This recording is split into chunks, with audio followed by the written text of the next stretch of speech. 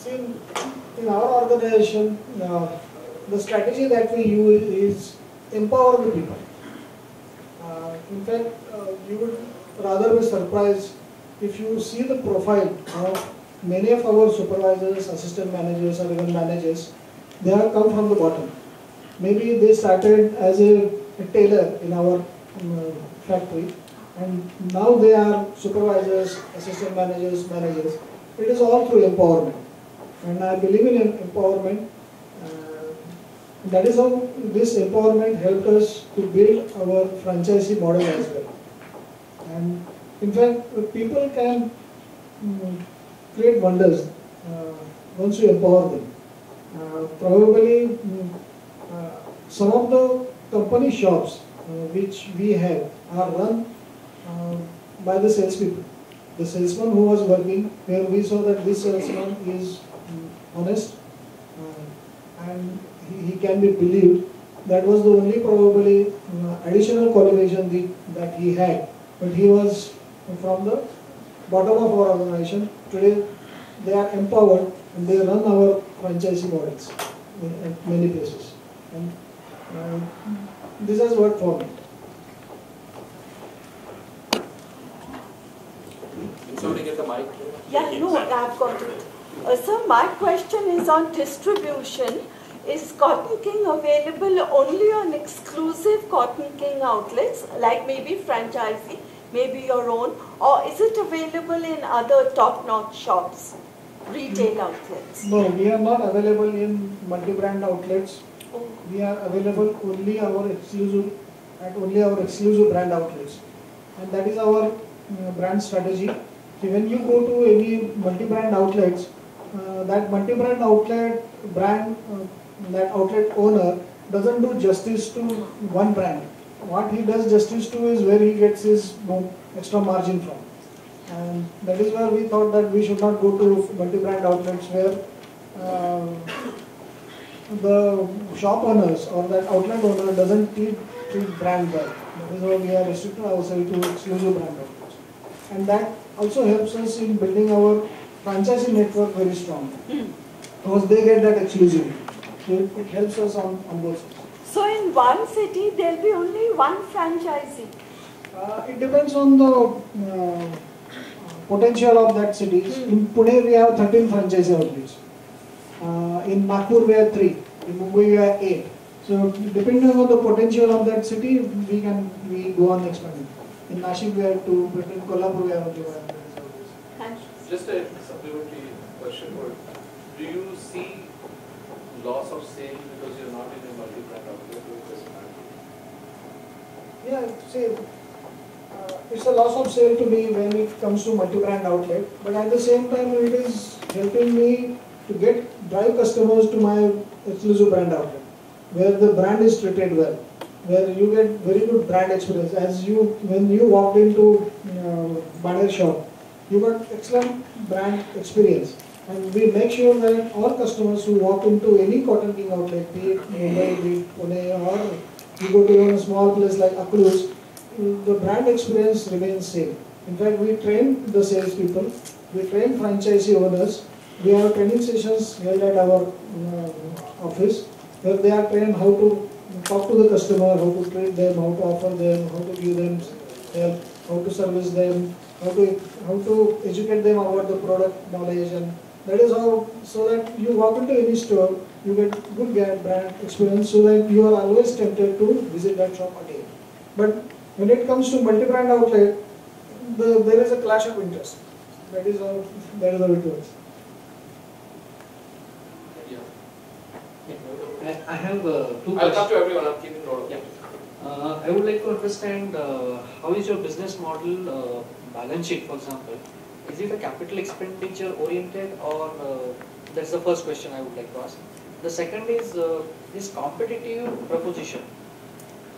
I mean, the many things are coming out, like training, right from the training salespeople to whom to give the franchise and all those things.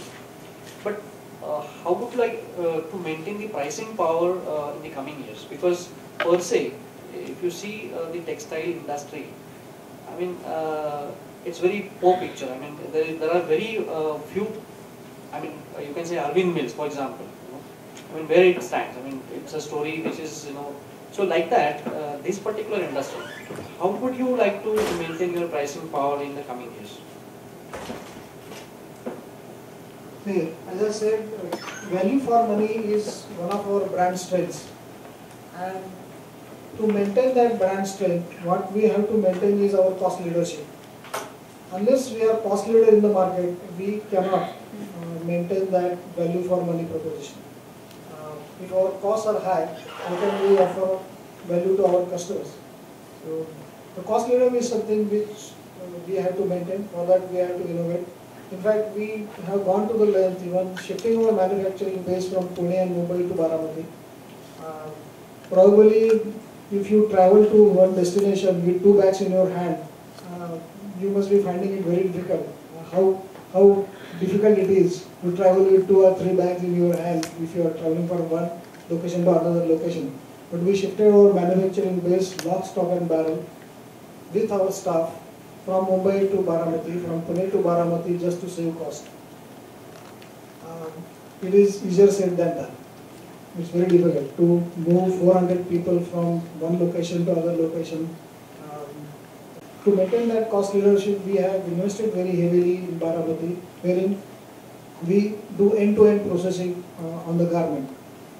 If you see any other national brand, XYZ, any other brand, there are always 4 layers that they have. They don't manufacture their own garments.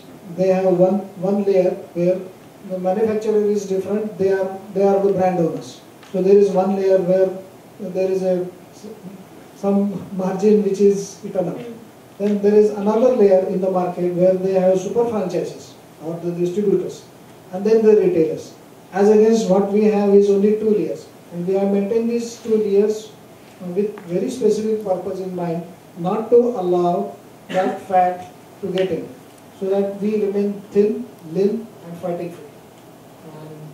That is how we maintain our cost leadership, and because of the cost leadership, we are confident that we will be able to maintain our brand strength, which is value for money, against the competitors and stay in the market. There are some people on this side also. Yeah, that's what in your business, what gives you sleepless nights? In your business, what are the 2 or 3 things that gives you sleepless nights? Biggest challenges, sir. Yeah. See, number 1 is maintaining staff strength of XYZ. See, in our industry, it's a labor-intensive job. As against textile, garment industry consumes 10 times more labor than the textile. The textile one, if you take textile company, which is typically fabric making company or yarn weaving or spinning company, if their turnover is 100 crores, if they require X number of people, for the same turnover in garment business, you need 10 into X number of people. That is how this industry is labor intensive. So maintaining labor, keeping them happy, getting work done from them, at the same time have amicable relations with them, is what gives us the sleeplessness. Number 2 is, in this business, there are few things which have no logic at all. Like this shirt which I am wearing, if we make say our 400 shirts, 390 shirts will be sold within few days, and 10 shirts will not be sold from your stock for next 1 year. There is no reason. Maybe it can happen in some other manner. If you make 4 different sizes, of that 4 different sizes, 3 sizes will be sold immediately, and one size will not be sold for no reason. If that design was bad, 390 shirts should not have been sold in few days. And then if 390 were sold, 10 should have also been sold. But there is no logic, it doesn't work. So we end up having lot of dead stock, non-moving stock in garment business. Luckily, we are in formal wear where this inventory problem is not as immense as it is in casual industry or party wear or fashion industry oriented industry. But this problem is always there. That is why you will always see that brand owners having their sale, 20% sale, 50% sale, 60% sale once in a while. Longer that period, you can conclude that that brand is in problem because they have a lot of unsold inventory. If somebody is having sale for only 1 week, you can assume that they are a very well managed brand. If somebody is having sale for 3 months, you can assume that it's a mismanaged brand. But that unsold inventory or the mismatch of the inventory is something that gives us sleepless nights because we have to work with a lot of inventory. We have inventory at franchisee level, we have inventory at factory level both. So these are the two things which we have to be always worried about. Follow up to that. Yes. Sorry. A quick follow-up to that. I mean, since you mentioned inventory, I would like just to extend that question and would like your thoughts on supply chain management in general. I mean, now we are at a point where you are no longer a small store, so worrying about inventory, forecasting, distribution, it's a big thing for the multi-billion-dollar retailers in the US. We work with many of those companies, but since you have grown from 1 store to 50 stores, how are you using technology there? See, we do not have the problems which is as big as these stores which you are mentioning, where they have typically about 30-40,000 types of products which are stocked. We have probably only about 800 or 900 types of designs of garments which are stocked. So our problem is not as big as them, but we have the software which is installed at all our franchisee location and which is tagged on to our head office location, where we get daily information on what is selling, what is not selling, what size is selling, what size is not selling, what is the sales trend. So we get all the data available which is at the franchisee location, including the stocks that they are holding, how old that stock is. So we get all the information and we use that information to minimize our dead stock, to make sure that whatever is dispatched to them is sold. We use that software for this. So we use a lot of software material also for our dispatch department. Here is just another question. The point here is that if you look at the global companies who are going in a kind of an explosive manner, they believe in the acquisition of another company and then growing it. So, which they refer as inorganic growth. And there is, as against to it, there is an organic growth, where people keep on investing in their own business and then they grow. So, if you look at the inorganic growth, they are more explosive than the organic growth. So I would like to have some comments on this one. Which one is better or which one is competitive, or what could make it to decide on organic versus inorganic? See, it depends on at what level or what stage of your business you are in. Suppose, take for example, if you are in this business or any business for that matter, for 10 years you have made a lot of money.